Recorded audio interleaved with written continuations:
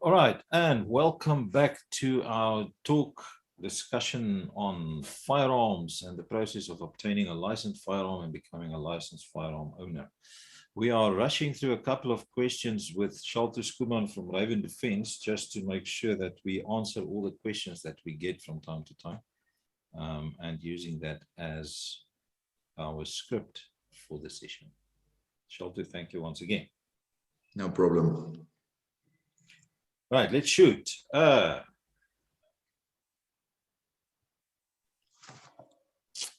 Somebody's asking if they can get a firearm license without being a South African citizen. No. Short answer is no. Yeah, you're going to have to be a South African citizen to use a firearm in South Africa. Legally. Legally. Yeah. Yeah. Yeah, legally.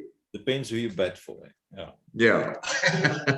Sorry, so yes, there you go. You're going to have to be a legal firearm. If you want to be a legal firearm owner, yeah, you're going to have to be a. Okay, and the reason for that is actually leading up to the next question. The reason for that is, will I be able to get my license if I have a criminal record of assault in the past 10 years? Obviously, if you're a South African citizen, they will have a clear record of your record or not. So, no. Yeah, that's an interesting question. We get this a lot. If I have a criminal record, will they deny me a firearm? Well, it depends on what you have done. If it's drunken driving, not likely. I can't say no, or yes, they will approve it. It depends on the circumstances. But if you're going to violence and aggravated assault and stuff like that, it shows a history of violence in your nature. So is it a good idea to give a violent person a firearm? I would say no.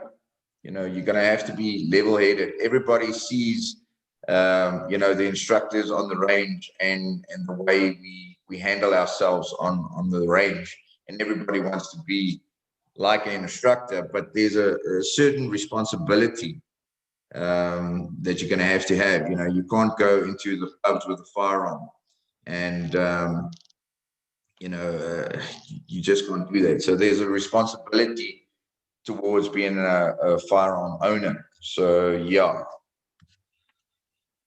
That's my answer. If you have a violent nature, I don't think the police will give you a firearm. Okay, next question we've got here. I lost my gun, so I need another one. Can you help me to get it? Lost, and this is actually lost my gun. So,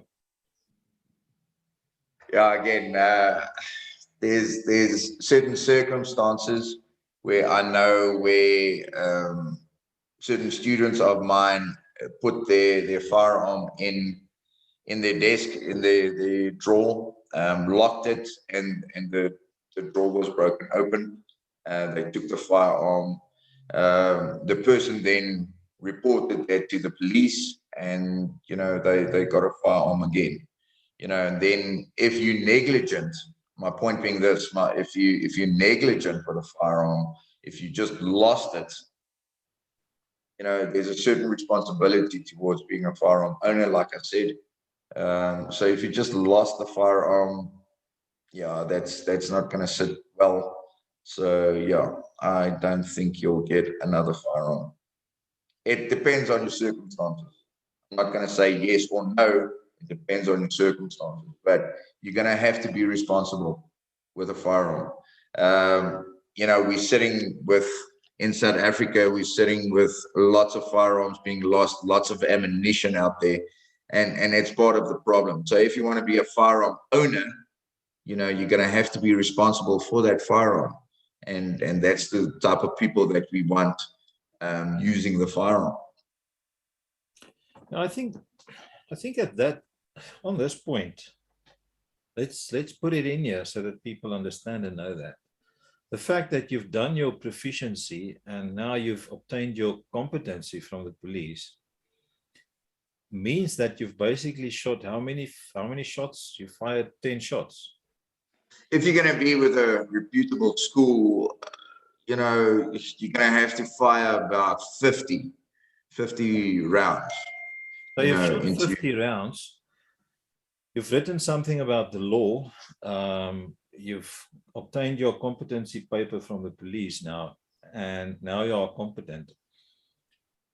Personally, I think you are still a risk to yourself and everybody around you. You need further training. You need correct. further training. All right. And I mean, we've been hammering on this point for years and years and years, and still I feel the same. And actually, every day I feel more like that, because we see so many people on the range from all walks of life, you know, from police members right down. And people want to criticize SAPS about this, but I mean, we see so many civilians that haven't shot their firearms in 10, 20 years, haven't taken that gun in their hands, don't know how to handle that thing, and they are actually competent, legal firearm owners. And to me, Correct. I think it shouldn't stop there. You need further training, and you need continuous training. If you do, you know, do courses and go to the range on your own, but you do need a lot of training. It's just my point. Yeah, I do agree. You know, you even with the loan operator courses where it's a year. You know, the first 2 or 3 courses is actually shocking if you see how the guys pitch up there with their leather holsters, and you know, you can see the firearm hasn't worked for a long time. You know, to shoot a firearm or handle a firearm properly, you're going to need training, and unfortunately, it's a perishable skill. So this training needs to continue over the lifespan, or whatever you want the firearm. You know, so yeah, I totally agree. You're going to have training, and a lot of it. So you see, Shelter, for me, it comes into this point. We need to be responsible gun owners or firearm owners. And if we are responsible, that means I'm responsible in handling the firearm. I'm responsible in knowing when to use that firearm. I'm responsible in knowing exactly how to use that firearm, or not exactly, but I know better than the guy next to me to use that firearm. You know, we saw that recently in the KZN thing. We saw that in the KZN riots. Neighborhoods popped out, people popped out, and the next moment you saw your neighbor, whom you never knew owned a firearm. He was standing next to you in this line. He's holding the line. Now I'm standing next to this person next to me, and I've got no clue what his skills are. Right? Yeah. Will he shoot me in the back of the head? Most probably. Most probably, because I'm going to stand in that line. I'm a bit scared of that. So if we are responsible firearm owners, then we need to take responsibility for that firearm that we've now bought. Okay, it is correct. There's another myth in the industry where they say, you know, I don't want to be a firearm owner because stats show that you're going to be shot with your own firearm. I totally agree with it, because you haven't been trained to protect your firearm. Yeah. You know, if you've been trained to protect your firearm, you know, you don't stand in a line exposing your firearm. You're going to protect it or have an elbow against your firearm at all times.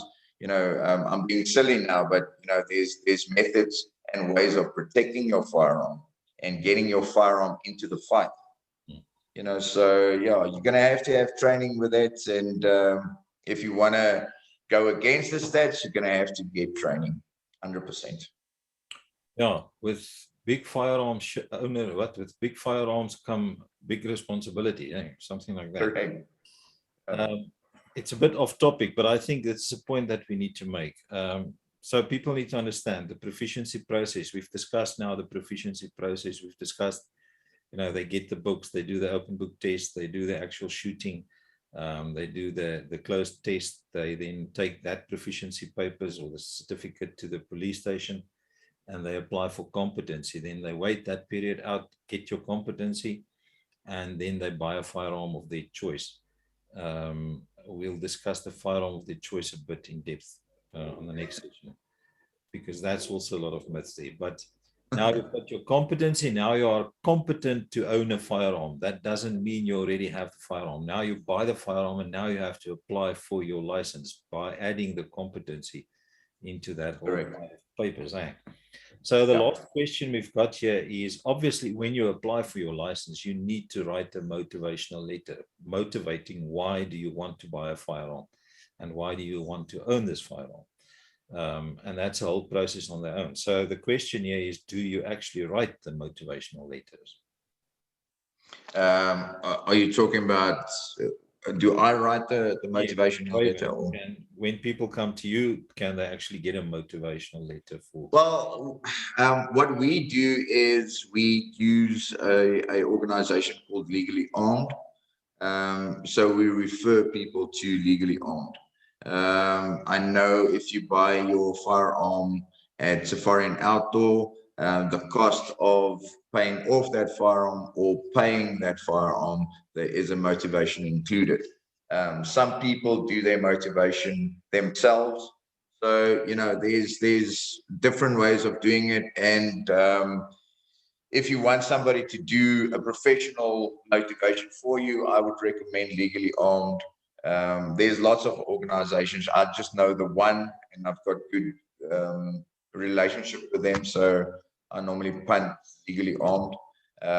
But yeah, Safari and Outdoor, give them out or give them with the firearm. And most of your firearm dealers would have somebody doing a motivation for you. It can range, your motivation can range anything from 500 Rand up to 1,800 Rand, I've heard in the market. It's mostly the same thing. You know, roughly speaking, the average is going to be around about 750 to 980. So you in the ballpark there. If you, for a good motivation, 750, 980, that's going to be your ballpark. Yeah. And that is obviously something you will need. Correct. So yeah. This whole stuff. You're going to have to motivate why you want the firearm, what you're going to use it for, you know. So yeah, you're going to have a motivation with you. Yeah. Well, just to recap there. So you first do your proficiency with yourself. Once you got a proficiency certificate saying that I'm now proficient, I know the law and I've fired 50 shots, I know how to shoot, I know how to handle the gun, basically. Right now, I can apply for my competency, which SAPs then check to see if you haven't got a criminal record and you are not some kind of weirdo. Right now, they say, okay, you are now competent to own a firearm. And now you've got the competency, you go and buy your firearm of choice, and then you apply for the license of that firearm. That means you are now licensed to carry that specific firearm, or that firearm is licensed to you, rather. To you, yeah.